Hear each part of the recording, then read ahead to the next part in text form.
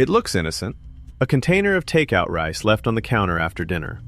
But in the next few hours, this box will transform into a biological hazard. Rice grows in soil, which is naturally teeming with a bacteria called Bacillus cereus. You might think boiling the rice kills it. It does not. The bacteria simply forms a protective, armored spore and waits.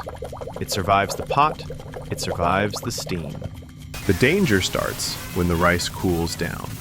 As it enters the danger zone, between 40 and 140 degrees, those spores wake up. They begin pumping out a toxic waste. And here is the scary part. This toxin is heat-proof.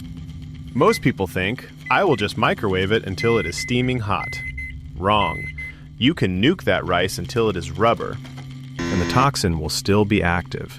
Reheating does not save you. In medicine, they call it fried rice syndrome. The symptoms hit fast, often within 30 minutes. Violent vomiting and nausea as your body tries to purge the poison. The only way to win is to beat the clock. If rice has been at room temperature for more than 2 hours, do not sniff test it. Do not taste it. Trash it immediately. It is not worth the risk.